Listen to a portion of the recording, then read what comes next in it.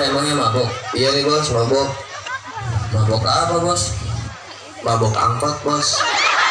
Kirain mabok apa? Pantesan lewat botol minyak kayu putih. Kemudian datanglah 5 orang santri berjalan melewati para preman yang sedang nongkrong-nongkrong. Jangan sepelekan seorang santri,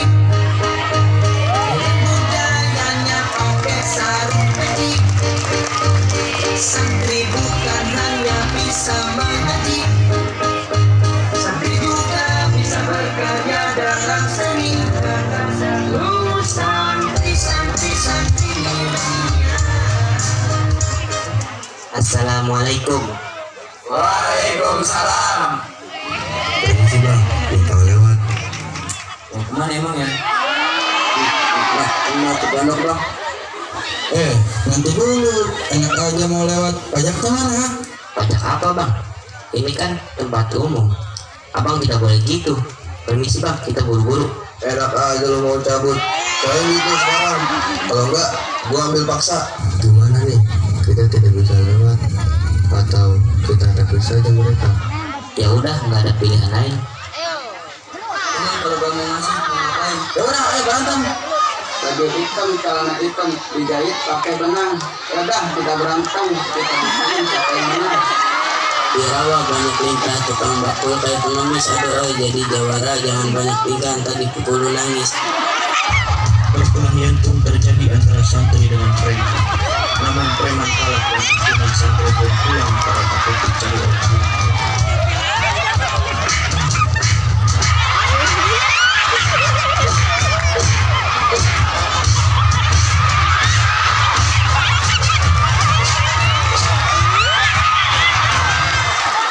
Rasain tuh, ini semua kena ulah kalian sendiri. Udah, jangan dilanjutin, kasihan mereka. Lebih baik kita pulang daripada kita nanti ketahuan guru. Kan repot urusannya. Baiklah, ayo kita pulang. Santri pun meninggalkan preman yang sudah babak belur dan bersih. Namun di awal kekalahannya, para preman mempunyai rencana yang lebih jahat. Mereka mendatangi seorang dukun karena ingin mendapat kekuatan untuk mengalahkan para santri. Bos, bagaimana ini kita kalah? Kita pergi ke dukun saja, bos. Ya sudah, ayo berangkat. Kemudian setelah itu masuklah Mbah Joko, seorang dukun dengan pakaian serba hitam dan nyentrik penuh dengan aksesoris emas dan datanglah para preman sebagai pasangan.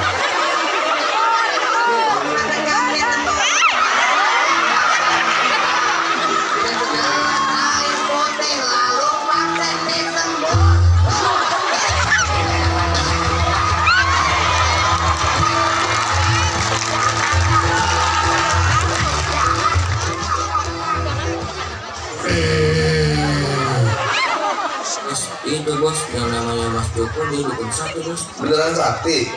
Beneran bos, kita pasti jadi kuat setelah diberi mantra olehnya dan kita bisa mengalahkan sakti itu.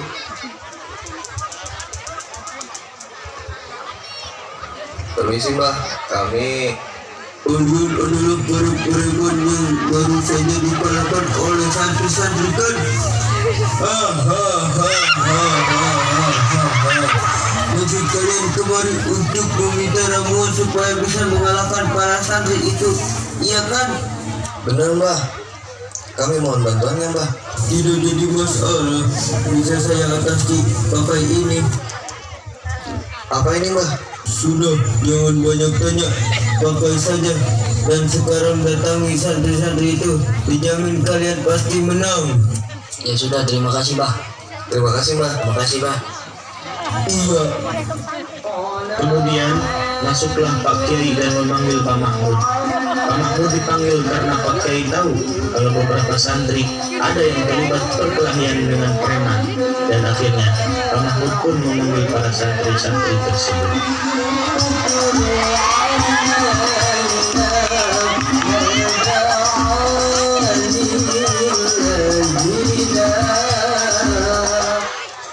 Pak Mahmud. Iya Pak Kiai. Panggil santri yang bernama Umar dan kawan-kawan ke sini. Baik Pak Kiai.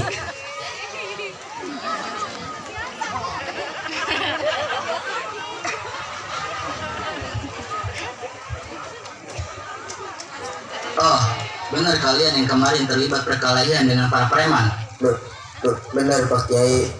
Kenapa kalian lakukan itu? Kemarin kami di para preman itu Pak Kiai. Para preman itu berniat untuk mengajar kami. Terpaksa kami melawannya untuk menjaga diri. Oh, jadi begitu ceritanya. Seharusnya kalian lebih bisa untuk menahan emosi. Selesaikan secara baik-baik, itu kan lebih enak. Iya Pak Kiai. Ketika Pak Kiai sedang memberi pengarahan, datanglah para preman dengan jimat balik pemberian Mbah Dukun ke dalam pesantren dan bertemu dengan para santri dan Pak Kiai.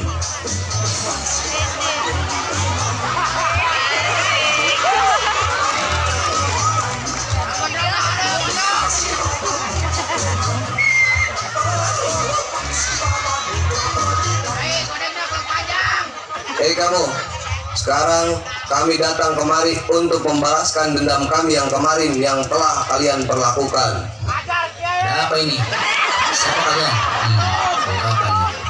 Pak Kiai, para santri, dan Pak Mahmud merasa terganggu dengan bau bawang jimat yang dipakai preman. Itu Pak Kiai, mereka preman yang kemarin berkelahi dengan kami. Benar. Kenapa kalian takut ya? Ini jimat kekuatan kami. Astagfirullah, zaman sudah modern seperti ini, kalian masih percaya dengan jimat seperti itu. Kami bukan takut, tapi kami terganggu oleh bau bawang yang kalian pakai. Iya, bau juga ya. Jadi kalian tidak takut? Hei, kenapa kami harus takut? Itu kan bumbu dapur. Kita biasa pegang itu di dapur. Ah, berarti kita sudah ditipu oleh dukun gadungan itu. Bagaimana ini? Hah? Dukun? Astagfirullah, kalian pergi ke dukun? Kalian tahu tidak? Pergi ke dukun dan mempercayainya sama saja kalian itu musyrik dan menyekutukan Allah Subhanahu wa taala. Kita sebagai manusia ciptaan Allah Subhanahu wa taala, hanya pantas meminta kepadanya serta meyakini dan beriman kepada Allah Subhanahu wa taala, bukan pada dukun atau lainnya. Kalian semua beragama Islam kan? Iya Pak Kiai, kami Islam. Kalau kalian mengaku beragama Islam, kewajiban kalian adalah belajar ilmu yang mempelajari hukum-hukum Islam dan mengamalkannya dalam kehidupan sehari-hari. Kami semua hilaf, maafkan kami Pak Kiai. Jangan meminta maaf kepada saya. Mohon ampunlah kepada Allah Subhanahu wa taala. Astagfirullahaladzim. Ya Allah, ampunilah segala kesalahan dan dosa-dosa kami. Baiklah Pak Kiai, kalau begitu bolehkah kami menuntut ilmu agama di pondok pesantren ini? Oh, tentu boleh. Asalkan kalian berniat untuk merubah diri kalian menjadi yang lebih baik lagi. Saya izinkan. Baiklah Pak Kiai, terima kasih. Kami akan menuruti semua peraturan yang ada di sini. Subhanallah, mungkin ini sebuah hidayah untuk kalian semua. Ya mungkin begitu Pak Kiai. Walaupun kita preman, tapi kadang-kadang kita masih bersedekah dengan para pengemis jalanan dan kepada orang-orang yang membutuhkan. Maka dari itu, jika kalian ingin mendapatkan hidayah, perbanyaklah sedekah, karena di luar sana masih banyak orang yang mengharapkan hidayah atau petunjuk dari Allah. Tapi aliran soal sedekah, mereka masih ragu dan sungkan. Bahkan soal zakat yang sudah menjadi kewajiban pun mereka abaikan. Nauzubillahi min zalik. Semoga kita tidak tergolong orang-orang seperti itu ya. Iya Pak Kiai. Akhirnya, para preman pun insaf dan belajar ilmu agama di pondok pesantren itu hingga menjadi santri yang soleh dan berilmu. Penonton, selesailah drama yang kami suguhkan. Gimana ceritanya, seru kan? Seru dong. Jadi hikmah pelajaran yang dapat kita ambil dari drama tadi adalah: pertama, ketika kita menghadapi suatu masalah, janganlah kita selesaikan dengan emosi, apalagi dengan kekerasan, karena itu semua tidak akan menyelesaikan masalah, bahkan hanya akan menambah masalah. Kedua, janganlah sesekali kita pergi ke dukun, paranormal, atau apapun sebutannya, karena itu adalah perbuatan musyrik, sedangkan musyrik adalah satu-satunya dosa yang tidak akan diampuni oleh Allah Subhanahu wa taala. Ketiga, bahwa tidak ada kata terlambat untuk menuntut ilmu, karena utulubul ilma minal mahdi ilal lahdi. Menuntut ilmu itu dari semenjak kita dalam buayan sampai kita masuk ke liang lahat. Contohnya seperti preman tadi yang berniat untuk berubah dan belajar dengan bersungguh-sungguh dan akhirnya menjadi santri yang soleh.